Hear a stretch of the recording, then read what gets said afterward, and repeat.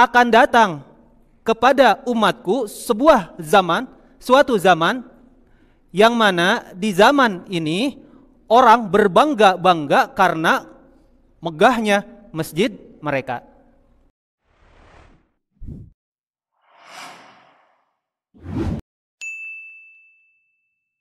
Wanhu, dan masih dari Anas bin Malik radhiyallahu anhu, qala, berkata Anas bin Malik, qala Rasulullah sallallahu alaihi wasallam, Rasulullah sallallahu alaihi wasallam bersabda, la taqumus sa'ah hatta yatabahan nasu fil masajidi, akhrajahu khamsah illa at-Tirmidzi wa sahhahahu Ibnu Khuzaimah. Bahwa kata Nabi sallallahu alaihi wasallam, tidak akan terjadi kiamat sampai orang-orang bermegah-megahan untuk masjid. Jadi masjidnya megah. Tidak akan terjadi kiamat sebelum manusia bermegah-megahan dengan masjidnya. Nah itu. Ya, bermegah-megahan dengan masjidnya. Kayaknya itu sudah terjadi. Ya, bermegah-megahan dengan masjid.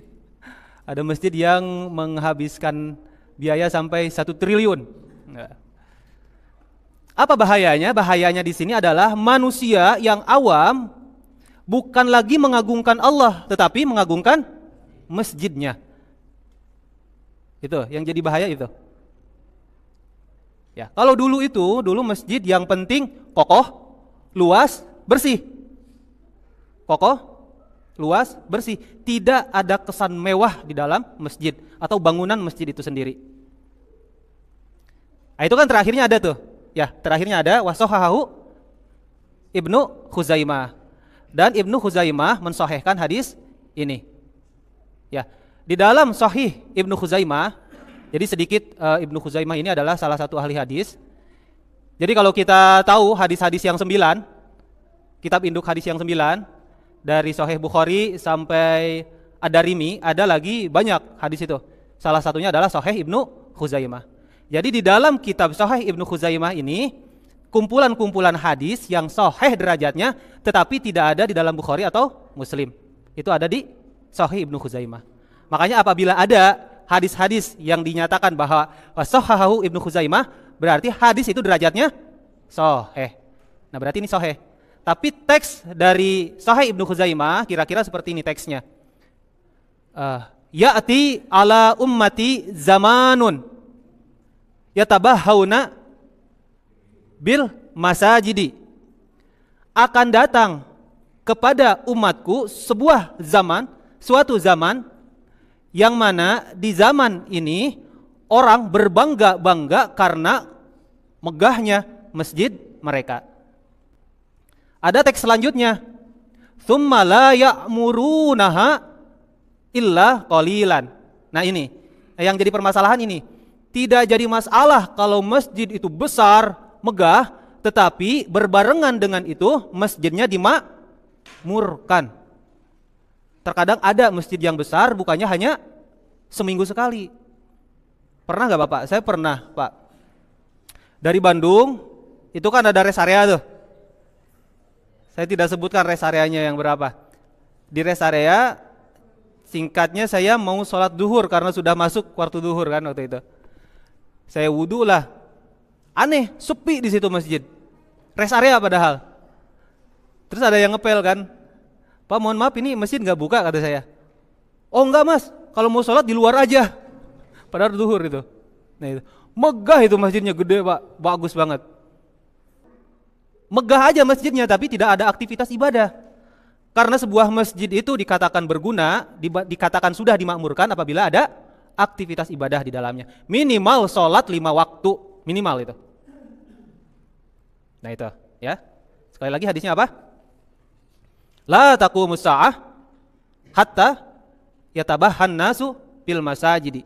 Tidak akan terjadi kiamat sampai manusia bermegah-megahan dengan masjidnya. Hadis berikutnya, terima kasih Pak Mas Guri. Wani bin Abbas radhiyallahu anhuma qala Rasulullah sallallahu alaihi wasallam, bahwa Rasulullah sallallahu alaihi wasallam bersabda, kata Nabi, "Ma umirtu bitasyidil masajidi Itu ya. Ma umirtu bitasyidil masajidi. Akhrajahu Abu Dawud wa sahahu Ibnu Hibban. Baik. Kata Nabi SAW, aku tidak diperintahkan untuk menghias masjid. Itu kata Nabi. Akhrajahu Abu Dawud. Itu ada di Sahih Abu Dawud. Di Abu Dawud ada. Nomor hadisnya 449. Bisa dicatat nanti. 449 nomor hadisnya. Ma umirtu bitasyidil masajidi. Aku tidak diperintahkan untuk menghias masjid. 449. Ada tambahan dari Ibnu Abbas di Abu Dawud itu yang 449 itu nomornya. Kata Ibnu Abbas katanya bahwa dulu tempat ibadah Yahudi dan tempat ibadah Nasrani memang penuh dengan pernak-pernik perhiasan di dalamnya. Dihiasi. Tempat-tempat ibadah mereka itu dihiasi. Maka khawatir tasabuh, Nabi SAW tidak diperintahkan untuk menghias masjid. Nah, kalau kita hitung-hitungan sekarang nih, Nabi tiba ke Madinah langsung bikin masjid. Nabi wafat tahun ke-10 setelah hijrah. 10 tahun tuh masjid ya. Diganti oleh Abu Bakar. Masa kekhalifahan Abu Bakar selama 2 tahun. 10 tambah 2, 12. Selama 12 tahun masjid itu tidak ada renovasi. Karena Abu Bakar khawatir. Tahu bahwa Nabi itu tidak diperintahkan untuk menghias masjid. Dulu itu masjid temboknya hanya tanah yang dipadatkan. Tanah yang dipadatkan. Kalau sekarang tanah dipadatkan terus dibakar oleh api kan? Namanya batu bata. Kalau dulu tidak, dipadatkan, disusun. Yang menjadi apa Pak Suri kalau kita nyusun tembok itu pakai apa? Semen. Nah, semennya itu tanah lumpur. Disusun jadi perekatnya itu lumpur. Yang jadi gentengnya apa? Pelepah kurma. Yang jadi apa ini namanya? Tiangnya batang kurma. Itu saja udah. Sederhananya Masjid Nabi. Kayak gitu sudah. Dan itu berlangsung selama 12 tahun. Baru pada zaman Umar bin Khattab, karena sudah sekian lama yang namanya batang pohon kurma tidak tahan lama. Jadi Umar ini mengganti hanya tiangnya saja di tempatnya semula. Renovasinya hanya itu ya, karena lapuk gitu kan. Jadi diganti. Tiangnya diganti, kemudian diperbaiki temboknya dengan bahan yang sama. Nah, pada zaman Utsman bin Affan radhiyallahu anhu baru masjid itu direnovasi secara besar-besaran. Jadi tiangnya pakai batu, atapnya pakai kayu jati, dan temboknya sudah pakai marmer. Dan lantainya sudah apa bahasa kita? Diplur kali gitu ya. Ah, itu pada zaman Utsman bin Affan. Bayangkan. Selama Umar itu sekitar 10 tahun masa jabatannya. 10 tambah 2 tambah 10. Berarti 22 tahun itu masjid dibiarkan apa adanya seperti itu. Makanya masih terekam ke kita sampai saat ini ada miniatur masjid pada zaman Nabi, ya kayak gitu emang. Nanti bisa lihat di gambar-gambar, di searching aja nanti.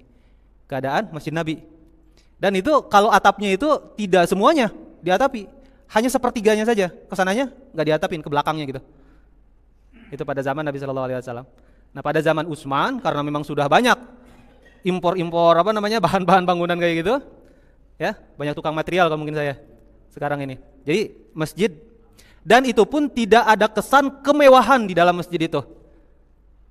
Jadi ulama menyimpulkan di sini masjid itu yang penting luas, bersih, kokoh. Udah itu aja. Tidak ada kesan kemewahan. Kalau image kita setiap ada kubah masjid, setiap ada kubah berarti itu masjid. Saya pernah gitu kan ke suatu daerah cari masjid, wah lihat kubah, alhamdulillah ada masjid, lihat kubahnya. Datang ke sana, apa coba? Bukan, apa tuh namanya, marketing official. Sebuah perubahan, saya pikir itu masjid karena ada kubahnya gitu kan. Ternyata kubah ini baru sekarang-sekarang ini kan ditemukan, abad-abad ke-19, abad-abad ke-20. Dan menara pun sebetulnya bukan ciri khas dari kita, menara itu. Dari bangsa Persia kan itu. Jadi Persia dulu. Gitu. Ternyata ya masjid seperti itu harusnya. Dan yang ditekankan untuk masjid itu adalah memakmurkannya. Ada 4 kan kemarin. Yang pertama, di masjid itu harus dipakai tempat ibadah, sholat 5 waktu dan segala macam. Yang kedua, harus dijadikan tempat pendidikan yang paling baik. Yang ketiga, strategi perang. Yang keempat, ekonomi gitu kan, untuk menumbuhkan ekonomi umat. Karena Nabi Shallallahu Alaihi Wasallam ketika pasukan mau berangkat perang Tabuk mengumpulkan dana dan biayanya itu di mana? Di dalam masjid.